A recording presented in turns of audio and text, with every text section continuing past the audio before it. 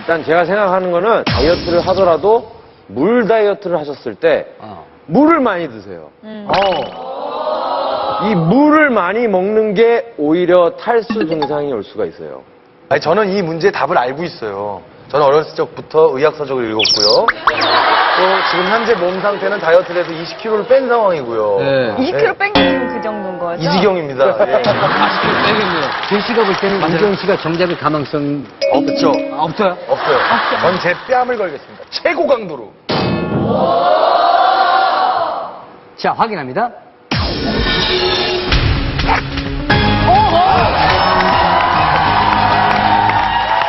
맞아. 가능성이 있다고. 말을 이렇게 막 하면 안 되거든요. 그죠? 예. 내가 볼 때. 뭐라고 생각하셨나요? 뭐라고 생각하는지. 저는 물을 마시는 타이밍이었다고 생각을 했어요. 뛰면서 계속 물을 드셨잖아요. 그건 묘기에 가깝죠. 그건 병기죠. 타이밍은 괜찮아요. 엄마, 채널 돌려. 입이 방정이죠. 예. 자.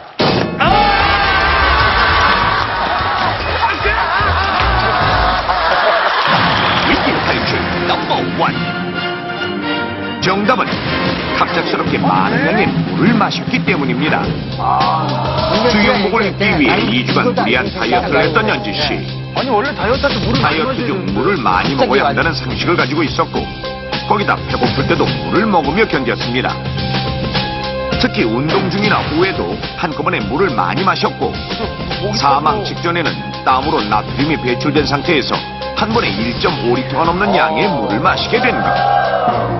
이렇게 갑자기 많은 양의 물을 마신 연지 씨는 몸속 나트륨 농도가 낮아지자 세포가 물을 흡수해 붓게 되며 결국 뇌세포 또한 부어올라 호흡곤란으로 사망하게 된 것입니다. 물을 마시는 것으로 사망에 이른다는 것이 어떻게 가능한 것일까요? 물도 갑자기 많이 마시게 되면 중독이 일어나게 된다는 사실 여러분은 알고 계셨습니까? 아니요, 몰랐어요. 우리가 마시는 물은 대부분 소변과 땀으로 배출되는데 갑자기 많은 양의 물을 마시게 되면 신장이 제 기능을 못하게 되어 문제가 생기게 됩니다. 신장의 수분 처리 능력은 보통 1분당 16ml. 이를 넘기는 속도로 물을 마시게 된다면 신장이 수분을 빨리 처리할 수 없게 되고 이때 많은 수분으로 혈액이 묽어지면서 그 안에 녹아있던 나트륨 농도가 낮아져 저나트륨 상태가 됩니다. 그럼 상대적으로 농도가 짙은 세포는 삼투압 원리로 인해 혈액 속에 있는 수분을 끌어당기게 되는데 결국 수분으로 인해 세포가 부어오르고 특히 제한된 공간 안에 있는 뇌세포 안으로 수분이 급격히 흡수돼 뇌가 팽창하게 되면 뇌 부종이 발생하게 되고 호흡 중추를 압박하게 되어 결국엔 호흡곤란으로 사망하게 되는 것입니다.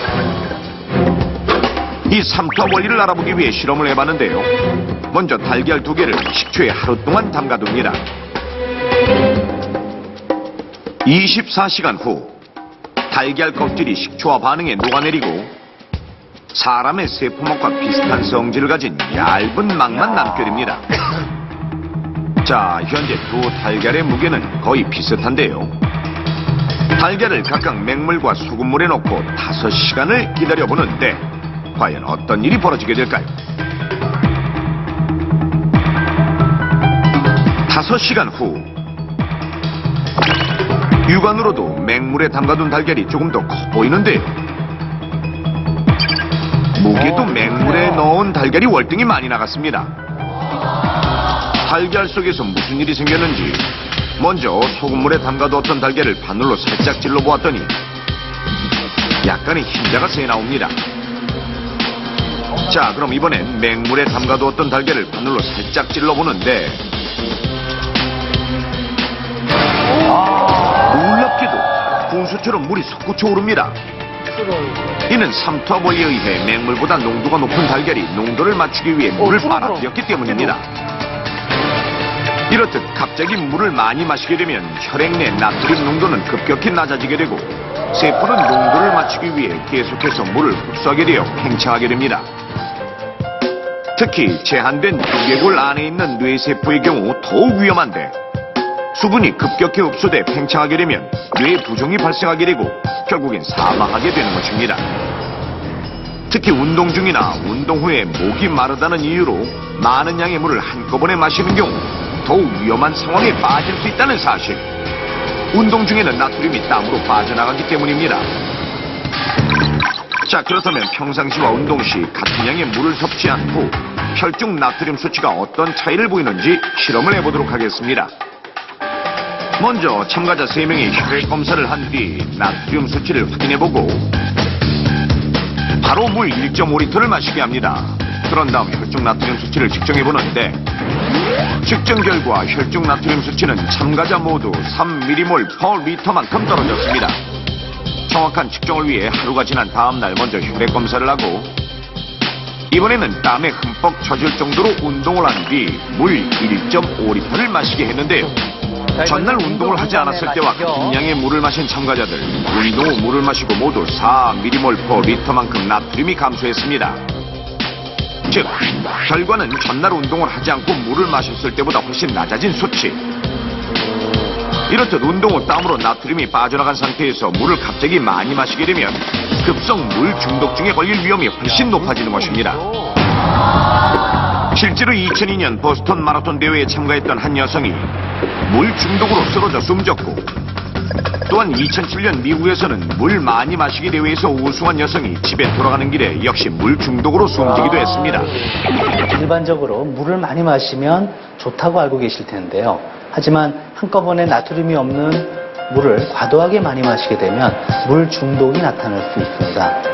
물을 포금을 했을 경우 혈액이 묽어지면서 폐와 뇌가 붓거나 신체 장기 기능에 이상이 생길 수가 있습니다.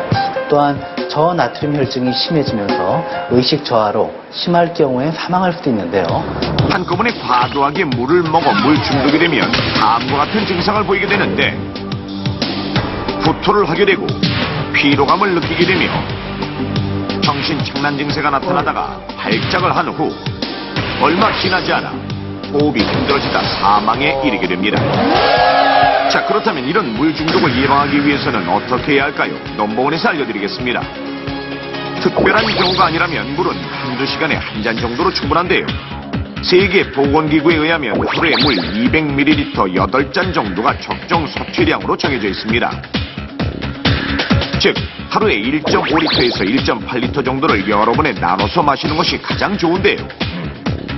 특히 운동 전후와 운동 중에는 시간당 우리가 흔히 쓰는 유리컵 한 잔에서 2잔 정도를 마셔야 하고 어린이들은 어른보다 신장 기능이 떨어지기 때문에 한꺼번에 많은 양의 물을 마시면 절대 안 됩니다. 실제로 1시간 이상의 격렬한 운동을 한 뒤에는 전해질을 채워줄 수 있는 이온 음료를 마셔야 하고 이온 음료가 당장 없을 경우엔 보리차에 티스푼 하나 정도의 소금을 넣어 마시는 것도 좋은 방법입니다. 우리 몸에 꼭 필요한 물. 하지만 과한 섭취는 물도 독물로 만든다는 사실. 여러분은 절대 잊지 마십시오.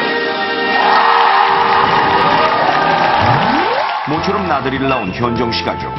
현정 씨는 오늘만큼은 딸 소진이에게 자전거를 가르쳐 주리라 마음먹고 집 근처 공원을 찾았습니다. 와, 저기 자리 좋다. 사실 얼마 전에도 소진이에게 자전거를 가르쳐 주려고 했지만 결국 실패하고 말았는데요. 예전부터 아이와 나란히 자전거를 타보는 게 꿈이었던 현정 씨. 수진아, 네? 우리 자전거 타러 가자. 좋아요. 정작 소진이보다 더 마음이 급합니다. 이날을 위해 중공이 나지만 꽤 값비싼 어린이 자전거까지 구입했는데요. 한번 타볼.